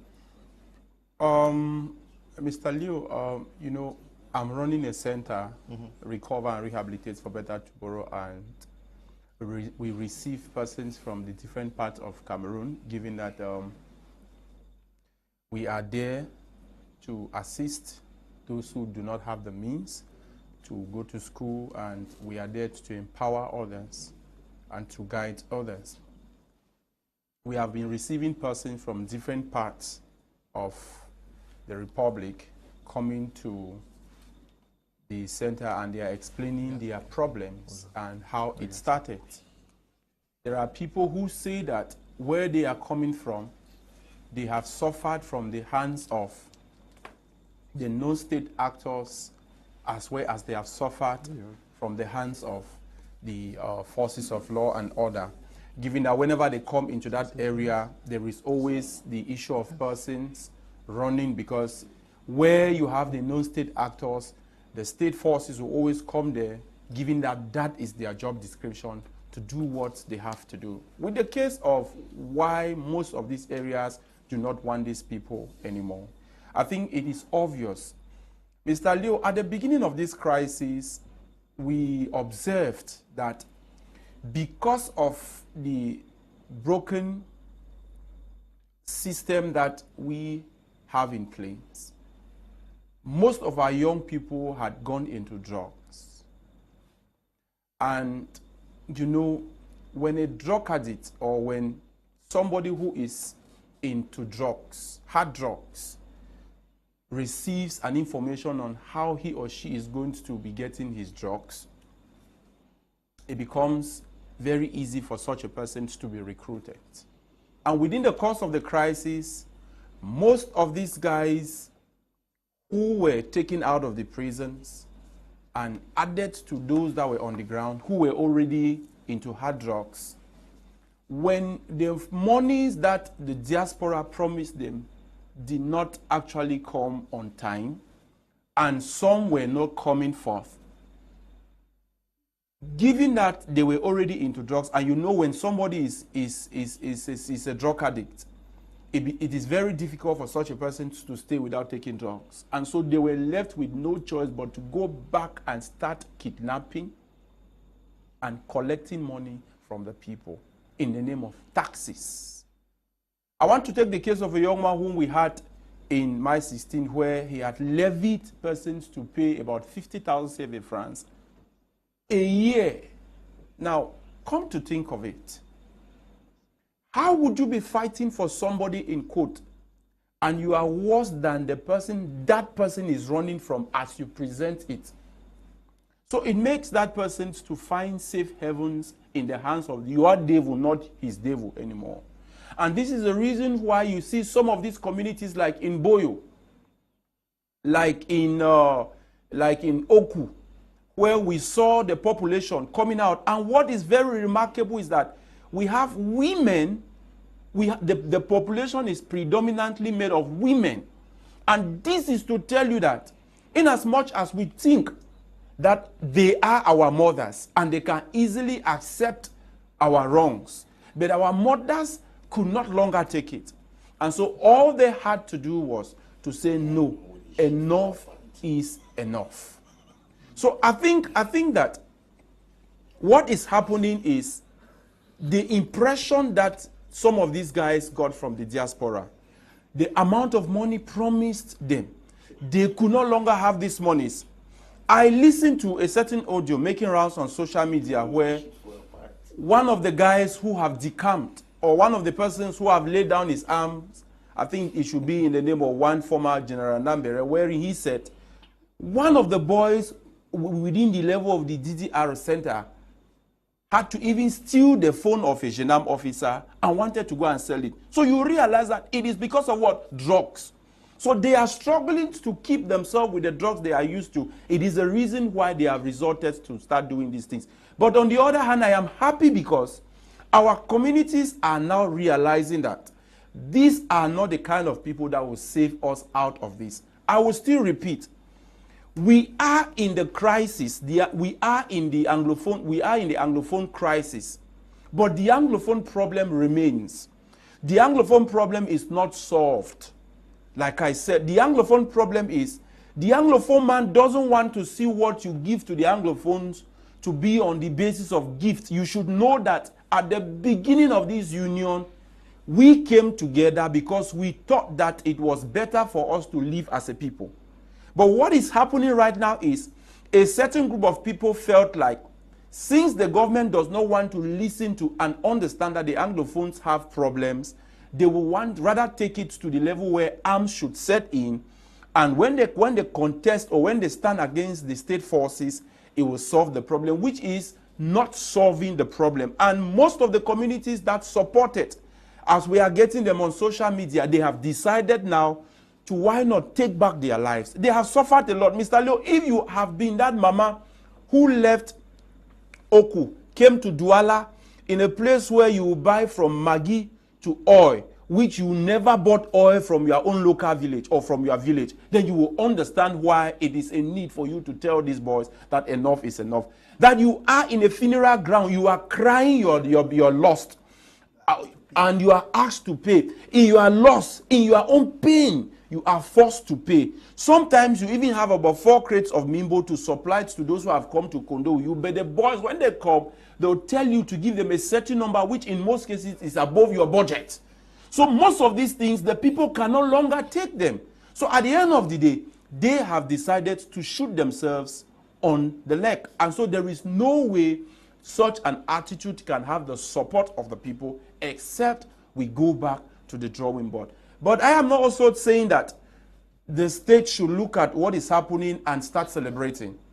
Because in time past, we have seen several state officials who have said that they are your children, go and talk to them, let them stop doing what they are doing. I want to call on the state that now that most of these communities are coming out and they are telling the voices, as was said or as they are known commonly, that we do not want you anymore. I think this is the right time for the state to why not set in and start doing those things which the people have been asking for many years. I think it is going to solve a problem. And I also have an issue because like we expected, in a time like this, we have seen these communities coming out. What is the role of the local assembly? Therefore, what is the role of the regional assembly of the Northwest and the regional assembly of the Southwest region doing in a time like this? Because when we see these people coming out like this is to tell you that they have faced much difficulty, and what you need to do in a time like this is to go down to the field and start doing the things which are lacking. Okay. Most of these communities do not have potable drinking water. Most of these communities lack a lot of things which I believe that if they are put in place, we will solve this problem. We will not need that white man to come in as most people would rather prefer. We do not need these white voices, like I always put it. They are coming in with their own interests. They love to see us fighting. If we accept that they should come in, then we should be rest assured that as they are coming in, they will be milking us out. Good evening, Mr. Leo. Watching you live from Yaoundé. In anything has a strategy, but government is using the wrong one. Just by waiting and see what will happen in Yaoundé, because all government officials are on duty just to sign budgets are forgotten that people would need that money as homeless. Okay. Apostle Ambe, Valentine, Ngwa, the civil society is not doing as much. Are you surprised that the population, some communities are rising up? Just to say that we just received a very, very disturbing video sent to me now, where some mothers and fathers from Oku have been taken. They have been asked to sit down with their breasts open, and because they are said to have gone too much. Yes, it's not good to watch. Yeah, but are you surprised by what is happening, what we are observing in the film? Mr. Lee, I'm not surprised, except you have not done critical analysis of crisis in the world. Okay. If you've done critical analysis of crisis in the world, you will understand that we, the Southern Cameroonians, jumped into a crisis without any form of preparation. If a pig gives birth to piglets and doesn't have food to eat, it will end up eating the piglets one day. That proverb fits a square peg in a square hole when describing the Anglophone crisis. This crisis was so spontaneous, and the promptness of the crisis took many, many Anglophones by surprise. It is true there have been a marginalization, but preparing to go to war as a country was spontaneous. When this war was declared, it was but normal for us to have sat down, calculate the cost of the war, calculate our tenacity, calculate how long we may resist before launching into that war. The Bible says nobody goes into a war without being prepared. The reaction was based on emotions. The reaction was based on feelings. Because sometimes you need to look at a battle and understand that you are not able to wage this battle at this time. Withdraw for some time and prepare yourself. We cannot start a war against an established state, a running government with sophisticated weapons and a trained military with lances, cutlass, and sticks, rubber guns, without any support, without any aid. the preparation was not there. So there was but every evidence that one day when they run short of materials, they run short of what they need to face the war, they will turn back on the same people whom they claim to be defending. I sang this thing since in 2017. I kept singing it that we have stepped into something that we are not prepared. And because we were not prepared to step into this thing, it is but certain that you are going to fail. You cannot be aiming to reach Yaoundé and your fuel has to end only around a day. It is poor preparation, so it cannot give peak performance. If they were prepared for a war, then I would have understood that they knew where they would get everything that would sustain the war. But it could not possibly go like this. So when you tell me if I'm surprised that they have fallen back on the people, maiming the people, kidnapping the people, torturing the people to collect money from the people to fight the war, it's all an indication that they have run short of materials and they do not have the finances needed to sustain the crisis. Yeah, but are you surprised by the reaction also of the people? I cannot be surprised by the reaction of the people because why? Nobody can be beaten. You cannot tell me that you are out to liberate me and then I become a target.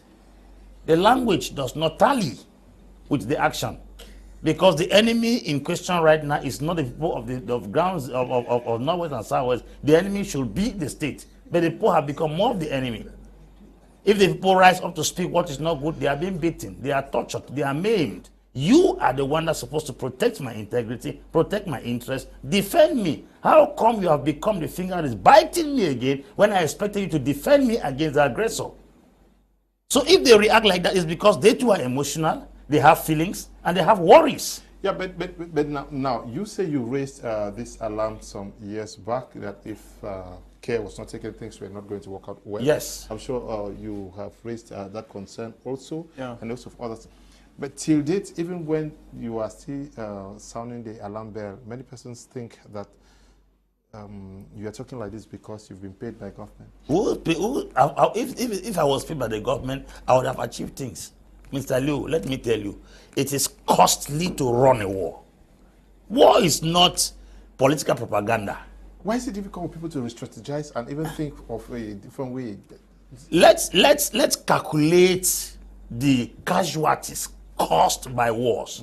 What Russia has got with Ukraine for, imagine the might of Russia. Yet Russia is facing difficulties confronting only Ukraine. With the military might they have faced a lot of casualties. You don't know what America lost by fighting the war in Kuwait. The Gulf War. Even the war in Ukraine. The war in Ukraine. Ukraine is going down. Yes. America itself is For how many weeks Ukraine is now begging the people of the Kenyan embassy to support them in a crisis that has taken place for 2 weeks. And we are running as a small group of people without a sufficient amount of money for the past 6 years. How do you expect? War is sometimes resistance. The Napoleonic Wars in those was resistance.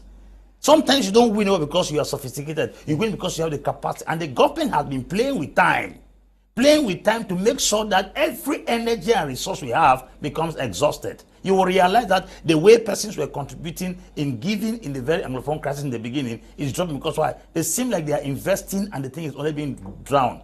On the side of the government, you don't know how much government spends per day.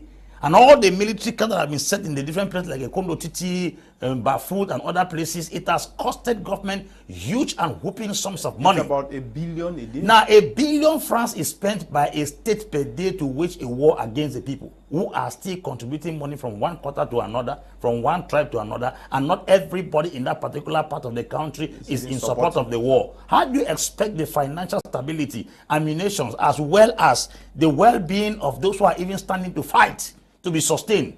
That is the problem with war. It reminds me of Samori today with the Scotch Aid policy, where the French came to Africa, he deserted everywhere, and as they were moving closer, they didn't have what to eat, and that was how some of the things became very, very difficult. War is resistance. Anybody that can be able to resist for a long period of time, the person that wins the war is not who is killed at the initial stage. Because if you look at it critically, when the Anglophone crisis started, militaries were falling down like flies. Gendarmes were dying every week. They were carrying them in tunnels and in trailers and in pickups, calling them to come and bury in mass graves. That is not the issue. Who kills greater is not what matters in a war. It's the capacity to sustain resources and resist till the other person surrenders. And this is where we have a deficiency. We might have done some wonderful things in the past, and people are living with the past memories. Anybody who does not give analysis as things evolve, and you live off because of yesterday, you are not a good political analyst. We are analyzing things based on what is on ground. We are not analyzing things because of past glories. Somebody like Mike Tyson used to have heydays on earth. But when he went to the level where he couldn't fight again, even the Holyfield beat him, second time beat him again, is to tell him that his heydays were over.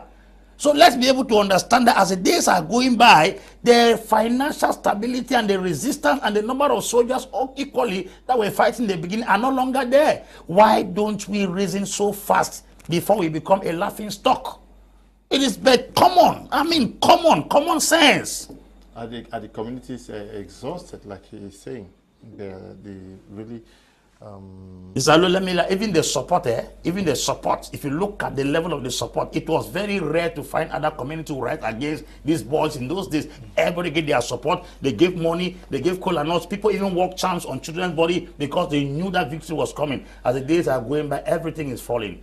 Our capital is falling, arms are falling, soldiers are reducing, support is going down, and even the means of livelihood to eat and sustain the war is no longer there. Common sense demands that you do not have the tenacity economically, militarily, in terms of number of soldiers to sustain the war to the end. That's the common sense. Not because they don't want to fight, because the means is not there. Okay, yes. What do you see happening in the days ahead with this? You've seen the video of the mothers in Oku. Yeah, in very are these the scenes we're going to be seeing in the days, months ahead, where the community and the guys are the non-state actors? You see, it is only helping them to lose even the 0.5 support that might have been left for them, because you cannot explain to me why, as we speak right now to you, there is road blockade between Fundong and Bamenda in 2 areas. Now, tell me, we have only one cardiac center in the whole of West Africa, which is Shishong. If somebody had a cardiac problem today and wanted to go to Kumbo, the person will not reach there because the road is blocked. If somebody wanted to go to St. Martin the Porres Hospital in Ginicom, the person will not go there because the road is blocked. If somebody was to go to Mbingu in labor to go and deliver, put to birth, the person cannot reach there. That is to say that the liberators have become predators, Mr. Liu. And because when you find yourself in the hands of a predator like that of the cobwebs, what do you have to do? You must strike, you must put your legs astride to find a way out of that cobweb. That is what the people have found themselves inside. Because somebody you know too well, or somebody you used to know too well, since you greet him this time, he tells you that you are who to greet me with the hand. You don't have to greet me. He tells you to sit down, ask your ID card. It is unbearable. So I think they need, if they must continue with the war, they need to re-strategize. They need to remap a strategy that will hold the attention of the people, because you cannot live in a community with the same people that you maim, you beat, you punish them, you cut their fingers every day. It's unheard of. So they have to re-strategize, map a new strategy, and find a way if they must continue.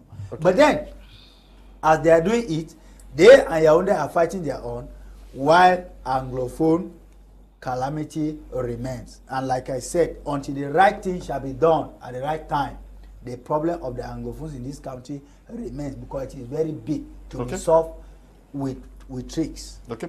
Hello, Mr. Liu. It's painful to hear the blame on the diaspora, but that pain is not shared by the government. If not, they would have come out with dialogues in the embassies around the world between Cameroonians, and maybe another one in Cameroon too. Max Beguni, writing from Dusseldorf in Germany. But I am sure there was a time when people were sent out that they were not, some were battered now.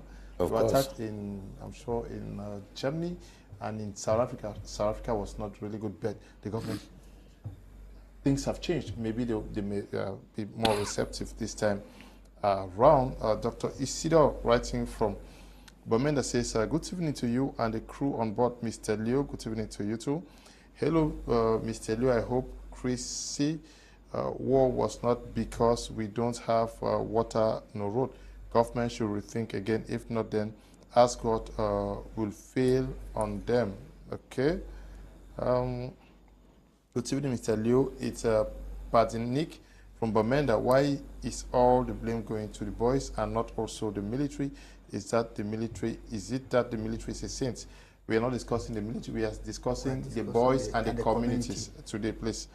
They're looking at what is happening with the community and the boys. The videos that I've just received now, telling me that I have videos of the boys actually who have caught many people in Oku, stripping mothers with their breasts open, and they're talking to the mothers. And there is an accompanying audio that I've received. They say they have just shot many of those that they caught. So we are going to investigate to see if people were killed alongside those who were taken. But non, c'est toi, une minute. Hein?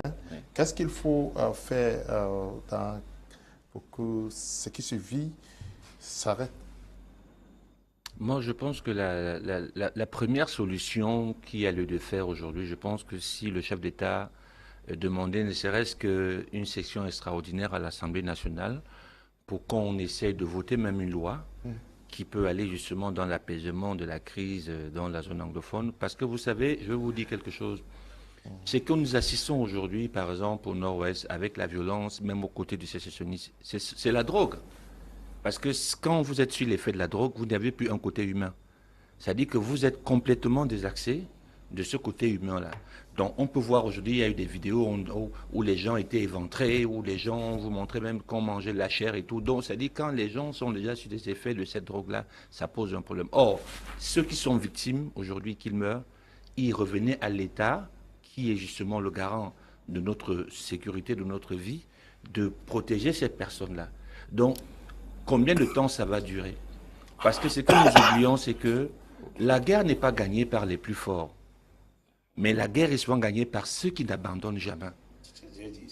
Bon, pour vous dire que si on persiste à vouloir faire croire que voilà, on est plus fort, on a écrasé des gars, il y a encore des crépuscules qui vont naître demain et peut-être ils vont encore peut-être mieux se constituer parce que tout à l'heure, il le disait, Joseph, il le disait tout à l'heure que qu'il y a eu un manque d'organisation. Mais moi, je voulais seulement lui dire qu'au début, les gars n'étaient pas partis pour la guerre. C'est l'oppression qu'il y a eu. C'est cet état de petite violence qu'il y a eu au niveau un peu du nord-ouest qui a certainement peut-être poussé les gens justement à la violence. Okay. Et c'est ce que nous vivons aujourd'hui. Donc je pense que ce n'était pas un état d'esprit de guerre. Okay. Je ne pense pas que... Ok, la guerre n'était pas préparée à la base? Non, je veux dire que les gars ne partaient pas... Vraiment pour ce pays-ci, je pense que les anglophones sont des gens pacifiques. C'est des gens qui savent s'asseoir en famille et discuter. Okay. Ils n'ont pas un état d'esprit de violence. Mais quand vous êtes opprimé et que la violence est exercée sur vous, ça peut vous révolter et ça vous pousse justement vraiment à répondre à la violence aussi. Donc je pense qu'il faudrait qu'on fasse tout, que le chef d'État vraiment soit humble, d'organiser vraiment des rencontres et qui crée même une session extraordinaire à l'Assemblée nationale pour que la paix revienne parce que ça en est trop. Il y a trop de morts. Do we need a legislation on that? No, definitely not. I just want to be honest. If we are looking at a piece of legislation on that, then we will be going back to 1972. Where predominantly the decision came out to scrap off the federal system in place. That will be obvious, given that we are already in an obese House of Assembly. Yeah, that's the truth. Yeah, but yes. In these communities where you find people openly challenging the separatists, what do you see happening in the future? I am aware that they are going to face more difficulties, and this is the time for the separatists to take this as very important points, all what we have raised here. They should not rather look at it to be bad ones. Now, this is it. In the days of the German government, I remember we had a certain German governor who found pleasure in calling our people and having sex with their children in front of them. So this is the same thing the non-state armed groups are doing to the people. And what happened at the end of the day? We had to see the Germans kicked off from Cameroon, in as much as that happened through a war which they were defeated by the French and the Brits. One thing is clear, it was not going to last long. So this is a piece of advice. These mothers who came out in Oku and in other parts of the Northwest region, whom we are watching today on social media being stripped naked in front of their own children and asking them to obey them, these are all things that will go back to squash everything. And these are the things that keep on. The international community, which the non-state armed groups are craving for. This is what we should not forget. Please, those videos are the worst of their type. And the moment the European Union, whom we had them, said something about this, the African Union, even though she is not independent when it comes to resolving crisis, she needs to rely on the master. The US Senate and the UN we keep calling, please, they are going to discredit this. I'm speaking to the arm wing of the diaspora. These are things you need to know. And this is to tell you, like we said here some time ago, that who is calling the shot. I think you have had a program here asking for who is calling the shot. Interestingly, Apostle Ambe was equally there.